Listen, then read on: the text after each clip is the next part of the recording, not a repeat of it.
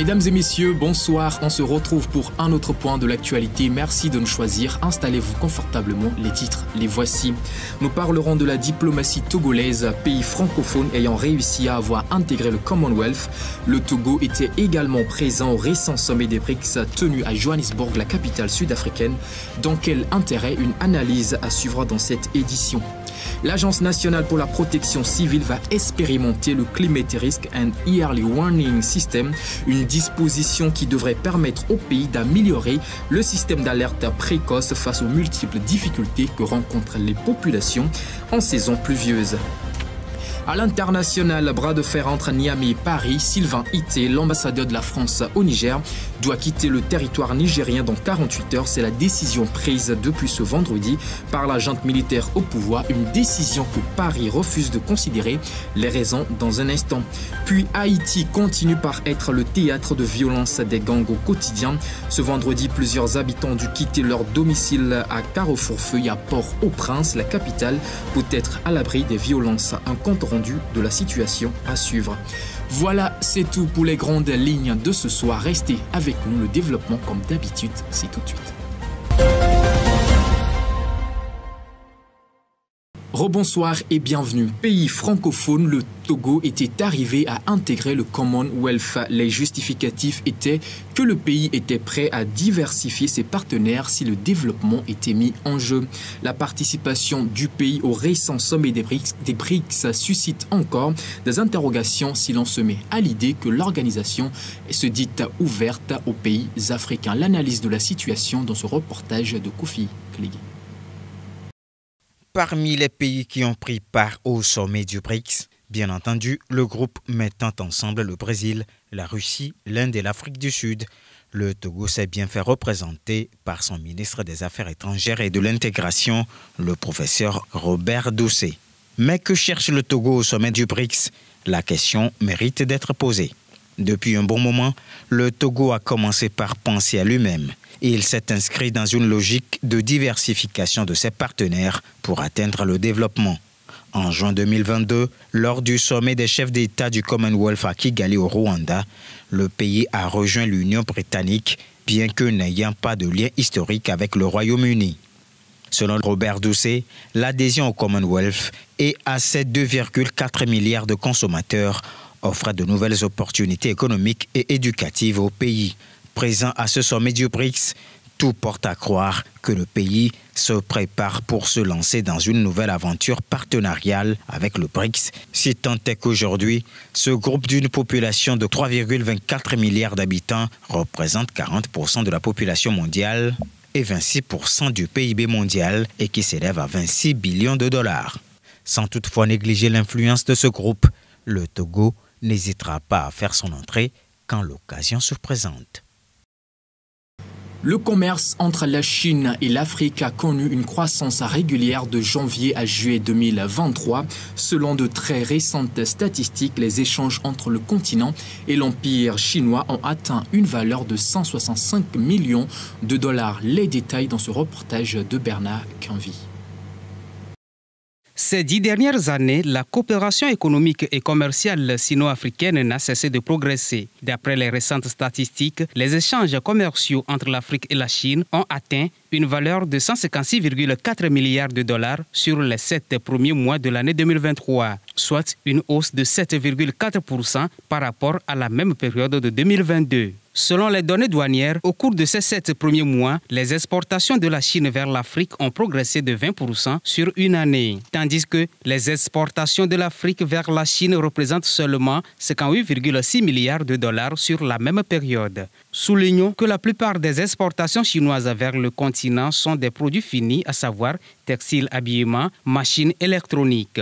Il faut aussi noter des exportations de navires et d'automobiles. Concernant les exportations des produits africains vers la Chine, l'on peut noter entre autres les matières premières comme le pétrole brut, le cuivre, le cobalt, le minerai de fer, le sable minéralisé ainsi que des produits agricoles. Par ailleurs, en 2022, la Chine a supprimé les produits de douane sur 98% des produits importés de 18 pays africains dont le Togo, le Rwanda ou encore la Guinée. Tout autre sujet dans cette édition, les tortues marines sont classées comme menacées de disparition au Togo. Face à cette situation, l'État ainsi que des organisations de la société civile multiplient les mesures pour protéger ces espèces contre les dangers qui les menacent d'extinction. Le compte rendu d'Harold Messon Atto au travers de la voix de Bernard Quinvy. Les tortues marines sont menacées par les braconniers, les filets de pêche ou la dégradation de leur habitat. Malgré les initiatives des pays pour contrer ces menaces, toutes les espèces de tortues marines sont classées comme menacées de disparition au Togo. Dans le pays, les infractions en matière de destruction, commerce ou trafic de tortues marines ou de leurs trophées peuvent entraîner des peines d'emprisonnement et des amendes. Dans ce contexte, des ONG internationales travaillent à la protection des tortues marines à travers diverses actions de préservation et de sensibilisation, comme la mise en place de patrouilles nocturnes organisées pour sauver les tortues femelles et récupérer leurs œufs qui sont incubés pendant 2 à 3 mois avant d'être relâchés dans la nature. En un an, plus de 20 000 bébés tortues marines ont été remis à l'eau de cette manière. Les tortues marines jouent un rôle important dans la régulation de l'écosystème marin en consommant des méduses, en broutant les herbiers ou algues marines et en contribuant à la santé des herbiers marins et des récifs coralliens. Elles peuvent également constituer un apport considérable à la biomasse de leur environnement et servir d'excellents indicateurs de pollution. L'Afrique de l'Ouest est une région de provenance et de transit pour le commerce illicite des espèces sauvages, dont les tortues marines. Les 5 espèces de tortues marines existantes sur le littoral de l'Afrique de l'Ouest sont menacées d'extinction à cause du trafic illicite et sont également utilisées à des fins de médecine traditionnelle, bijouterie et autres formes d'artisanat. Améliorer le système d'alerte précoce multirisque face aux multiples difficultés que rencontre la population togolaise, particulièrement en période pluvieuse. C'est la raison pour laquelle l'Agence nationale pour la protection civile va expérimenter le Climate Risk and Yearly Warning System.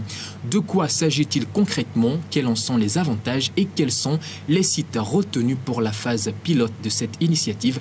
Élément de réponse dans ce reportage de Promise Pomegbeik avec la voix de Kofi Kligue.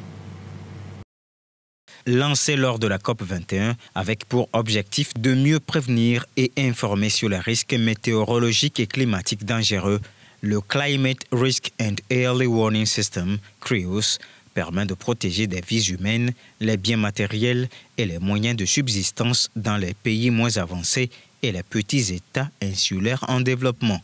Le système renforce les capacités des services en charge de la météorologie et du climat, de l'hydrologie, mais également de la protection civile, en améliorant les systèmes d'alerte intégrés multirisques, notamment en matière de sécheresse, d'inondation, mais également d'autres événements climatiques ou météorologiques graves.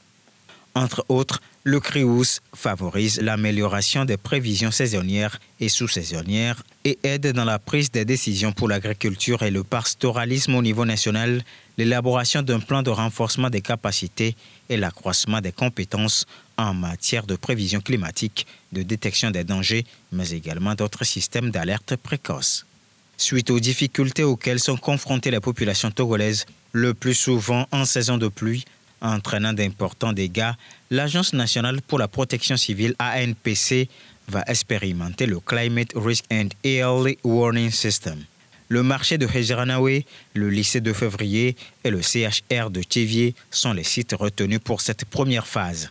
Comme finalité, il est question d'améliorer le système d'alerte précoce et accroître la résilience des communautés face aux risques de catastrophes. Nous passons à l'international à présent. Nouvelle tension diplomatique entre Niamey et Paris. Depuis ce vendredi, la junte militaire au pouvoir, depuis le coup d'État du 26 juillet dernier, a donné 48 heures à Sylvain Ité, l'ambassadeur de la France au Niger, pour quitter le pouvoir. Une décision que la France refuse de considérer car prise par des putschistes. L'analyse de la situation dans le reportage qui suit.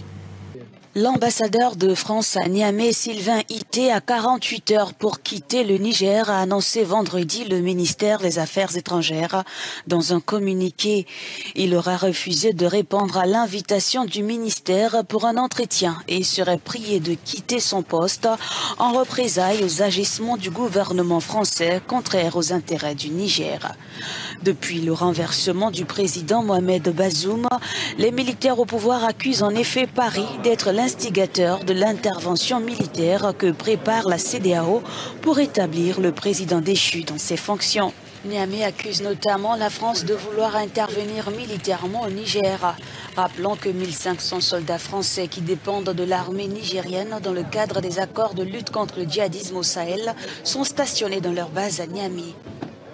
Nous passons au Soudan à présent. Après avoir été aperçu hors du quartier général de l'armée soudanaise à Khartoum pour la première fois depuis le début des conflits, le général Abdel Fattah al-Burhan s'est rendu dans la province septentrionale du Nil. Voici le compte rendu de cette visite inopinée. Le général Abdel Fattah al-Burhan, chef de l'armée soudanaise, s'est rendu dans la province septentrionale du Nil, selon des vidéos diffusées par l'armée vendredi. Sur ces images publiées sur la page Facebook des forces armées soudanaises, on voit le général vêtu de son habituel uniforme kaki, accueilli par des soldats en liesse sur la base d'Abtara, à près de 300 km au nord-ouest de Khartoum. Il aura également visité un hôpital militaire et une zone résidentielle pour personnes déplacées. Depuis le 2 août, date à laquelle il est apparu pour la première fois hors de son QG à Khartoum, Fattah al-Burhan a visité plusieurs bases militaires où il a pu s'adresser à ses troupes.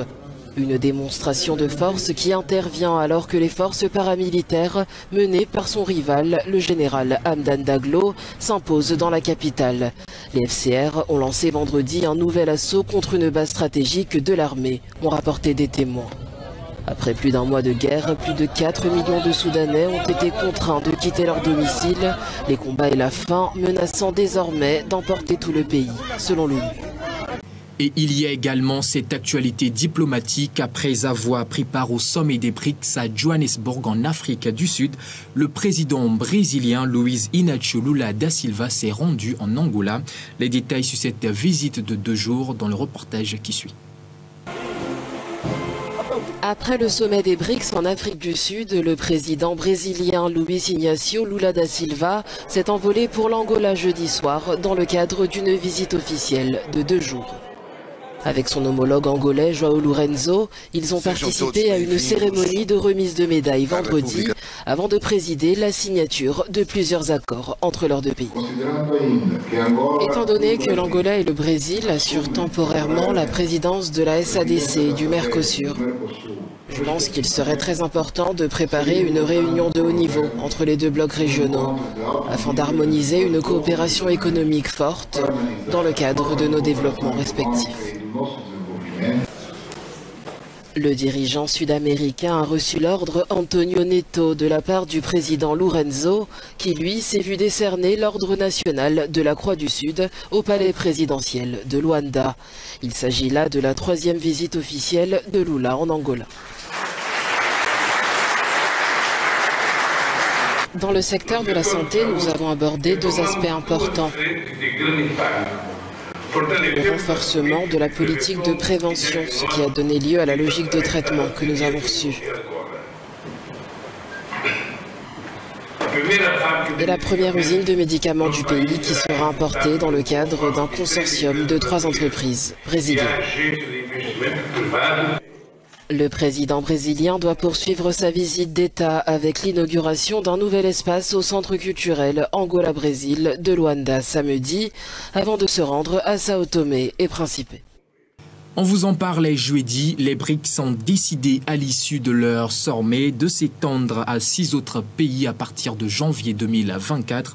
Au-delà de cette décision historique saluée par plusieurs partenaires, la Chine affirme soutenir fermement l'intégration africaine. C'était lors d'une table ronde tenue par la Chine et l'Afrique du Sud en marge du sommet. Voici le compte rendu.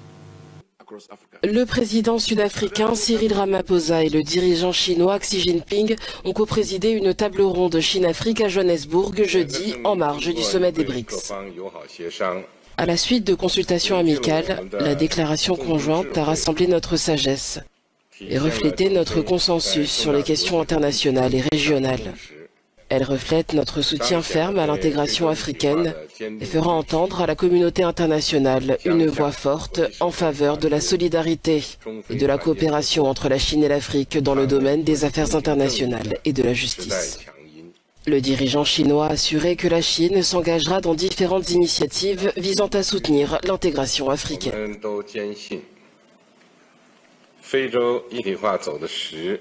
Nous sommes convaincus qu'une intégration africaine solide et la modernisation de la Chine et de l'Afrique fourniront de nouveaux moteurs à la croissance économique mondiale et apporteront une énergie positive à l'équité et à la justice internationale. Elles constitueront également un exemple de partenariats mondiaux égaux, ouverts et coopératifs. Alors que les BRICS ont annoncé jeudi une expansion du bloc, Xi Jinping a salué un élargissement historique pour le groupe. Et on vous en parlait dans les titres, la situation sécuritaire reste critique en Haïti, malgré les multiples dispositions sécuritaires, y compris une intervention policière kenyane dans le pays. Les violences des gangs continuent à battre son plein. Ce vendredi, certains ménages de Carrefourfeuille à Port-au-Prince, la capitale du pays, ont été contraints de quitter leur domicile pour pouvoir préserver leur vie. Voici la situation. Dans la capitale haïtienne Port-au-Prince, l'insécurité ne faiblit pas et les habitants du quartier Carrefourfeuille ont dû fuir leur maison vendredi pour échapper à une nouvelle flambée de violence des gangs. Toute la matinée, les gens ont quitté la zone à la hâte, emportant le peu d'affaires qu'ils pouvaient transporter. La police a fait savoir qu'elle sécurisait la zone, mais c'est loin d'être suffisant. Les gangs sont partout à Carrefourfeuille. Il y a eu beaucoup de tirs hier, j'ai dû quitter ma maison et n'emporter que quelques vêtements. Tous mes enfants sont partis et je ne sais pas où ils sont. 5 jeunes garçons dans la rue que je ne peux pas retrouver. Et mon mari est aveugle. Carrefourfeuille est un quartier stratégique pour les gangs qui contrôlent près de 80% de Port-au-Prince. Au début du mois, une attaque a provoqué le départ de plus de 5000 personnes. Certains d'entre eux ont pu trouver refuge dans des établissements scolaires ou des centres sportifs. Les autres dorment dans la rue. Je n'ai nulle part où aller. Je n'ai que cette sacoche avec ma carte d'identité. Je ne sais pas ce qu'ils m'ont pris. Je ne sais pas s'ils ont brûlé ma maison et volé toutes mes affaires. Selon un récent rapport du Haut Commissariat des Nations Unies aux droits de l'homme, les violences des bandes armées qui font régner la terreur en Haïti ont fait plus de 2400 morts depuis le début de l'année 2023. Voilà, c'est sur cette actualité qu'on se sépare ce soir, mesdames et messieurs. Merci à vous de nous avoir suivis et surtout, bonne suite de week-end chez vous.